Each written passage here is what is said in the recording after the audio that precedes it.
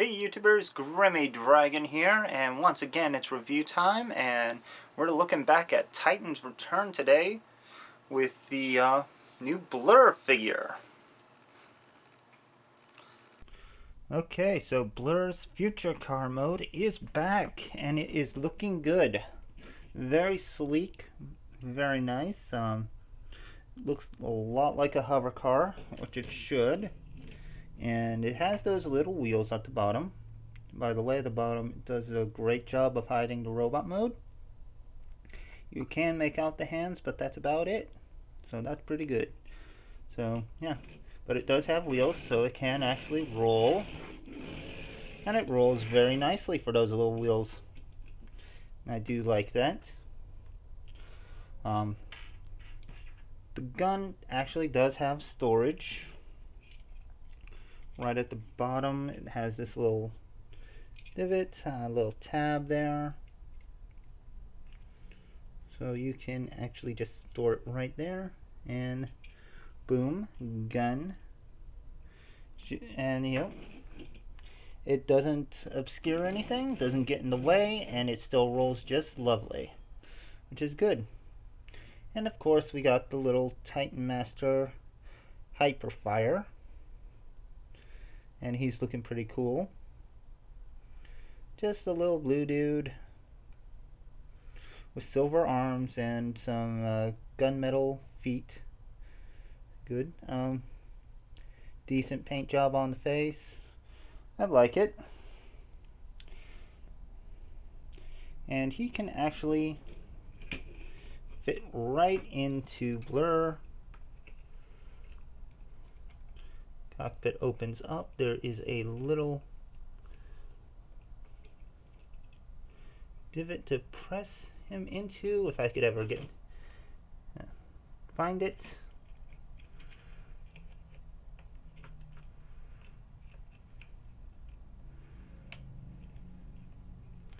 It would want to be difficult while I'm on camera, the recording curse. But yeah, he fits in, looks good, and it works really good. I like this vehicle mode. Paint job, it's okay. I would have liked to see more of the light blue on him, because right now you only got it on the hood and the windshield, which I would have liked it if it went all the way through to through the middle of the car. Yeah, that would have been a lot better, I think, but it is what it is. It still looks pretty good. Now for quick comparison, let's bring in Generations Blurr, and get them in focus or on frame. And yeah, there's a big size difference here. This is a really big, chunky car. Real sleek looking, but doesn't really feel Blurrish. Whereas this one is super sleek, super aerodynamic, looks like it could go really fast. So I do like this one better.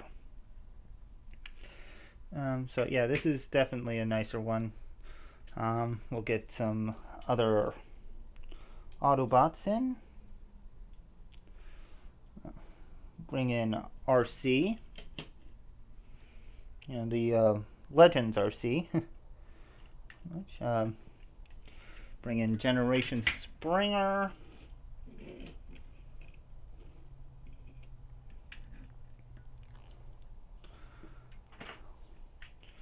Bring in Cop. I had to back the or back the zoom up a bit, because I got a couple more like Hot Rod, Rodimus, whatever you want to call them, and if he fits, Ultra Magnus. So yeah, that looks pretty good. I mean, these guys look pretty cool together.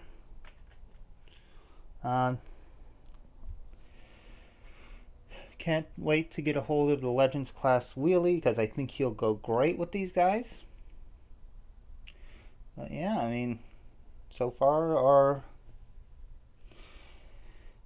movie cast is actually looking pretty good now.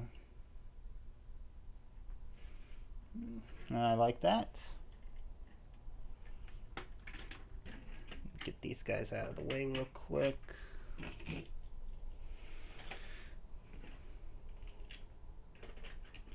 And yeah, as a side note, let's see if Blurr can actually fit within Ultra Magnus.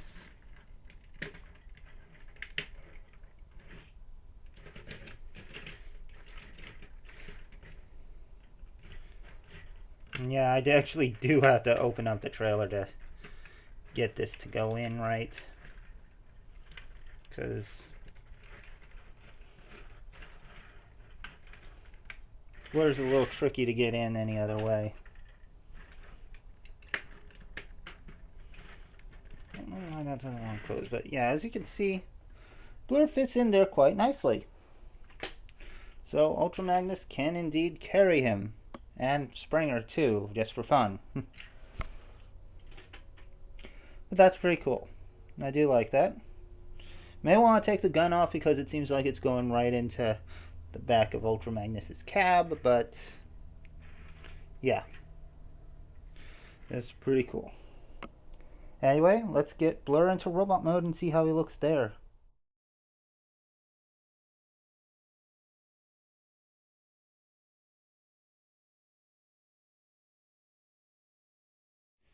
Okay, getting Blurr into robot mode. Much like with Scourge, there's a twinge of disappointment with the way the color scheme works. Giving Blurr this all metallic blue. I mean, don't get me wrong, I like the metallic look, but it's all this dark blue with the slightest touch of that light blue that I like. But what's worse for Blurr is that this is neither toy accurate or animation model accurate. You get a lot more light blue on him in either case, and I think the toy suffers a little bit for that lack of color variety. And this isn't exactly the kind of thing that repro labels can fix either. Although I'd like to see them try.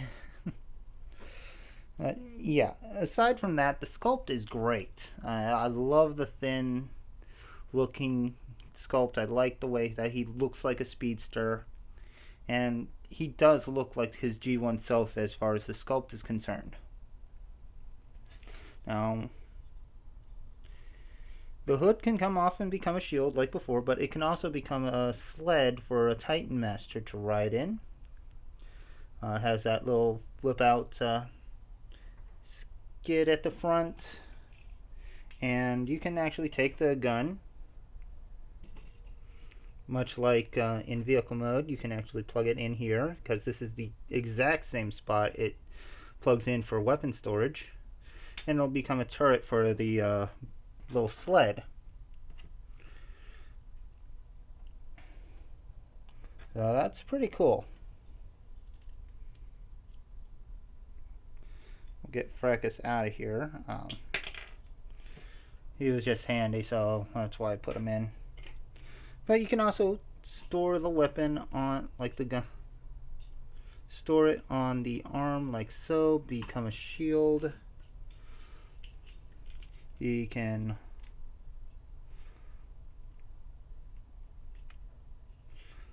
I thought he could hold it in his hand from these pegs on the side. I mean, they're more for... Oh yeah, he can hold them. Like that. Or you can hold it like this, which works pretty well.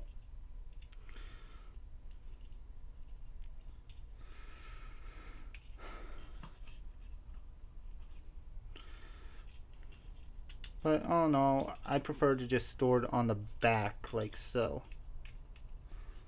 Although it can be very hard to get that thing off. I'm not going to try to do it on camera because I kind of need both hands for it, and I need to have it in a comfortable position. But all in all,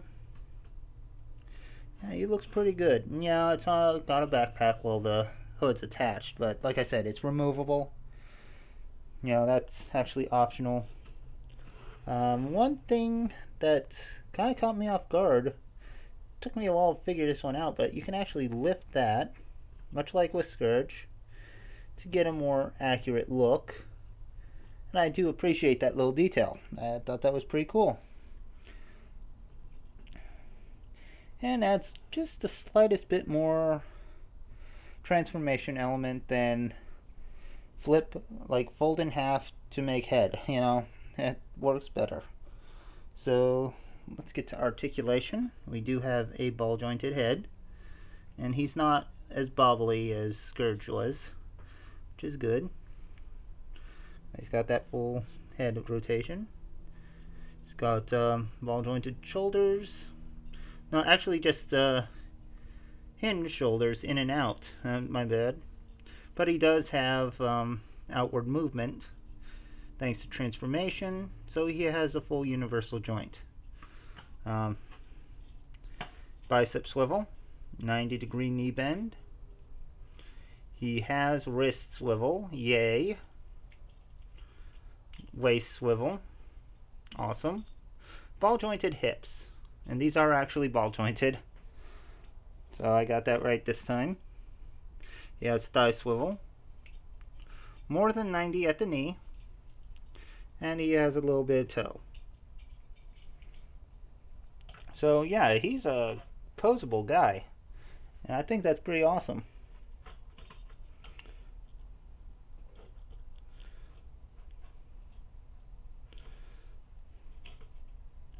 Joint tolerances are pretty good too, so he's a solid figure. So let's get to comparisons. We're going to start off by comparing Blurr with his last incarnation, the Generations Blurr. And this is quite the upgrade, I gotta admit. The sculpt is far more fitting for Blurr than his Generations counterpart. I just wish he had the color scheme of his Generations counterpart. That's all I can really say on that. But yeah, as far as sculpt is concerned, he is a definite improvement. For the rest of the comparisons, well, we got a lot of friends for him. We'll start with Legends RC.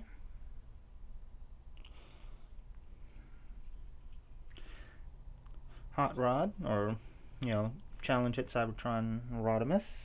I have to zoom out because there are a lot of guys to compare him to. Gotta bring in Cup,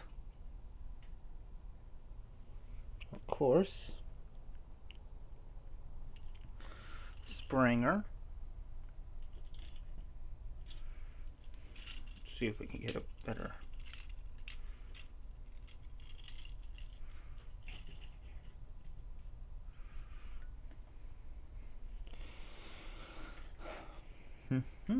Ultra Magnus. And just because I got him available, Fans Project Protector, aka Rodimus Prime. And yeah, he goes quite well with these guys. Again, can't wait to get a hold of that Legends class wheelie to complete the group. And yeah, this looks pretty good. Now, much like Scourge before him, if you happen to have the Master Shooter collectibles figures, Haywire here will actually go right in his hand. Fits quite well. At least I thought he did.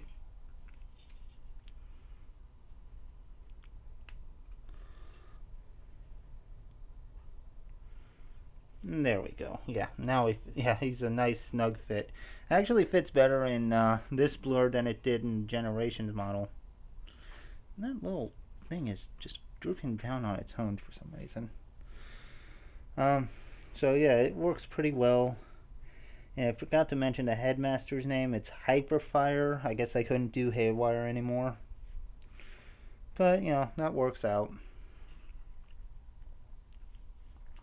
But yeah, if you want to get him a Target Master, I would say Master Shooter Collectibles figures are ideal for it. Okay, so that'll about wrap it up for Blurr. A nice sculpt. Paint job is sadly very lacking.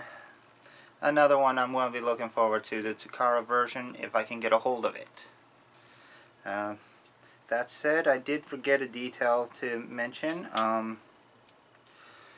On the midsection, on the back of the seat, I'm going to try to put it on here. You can see I have an Autobot symbol there. That's actually a Kabaya sticker. And under that sticker is an indentation that fits that sticker perfectly. So there was a planned Autobot symbol along the waist that they didn't put in themselves. So yeah, you might want to get some micro-sized Repro labels, or if you got a spare Kabaya kit with an Autobot symbol on it, use that. But in any case, I hope you've enjoyed this little video. Please like, comment, subscribe, all the good stuff. And I'll see you next time, so goodbye out there, whatever you are.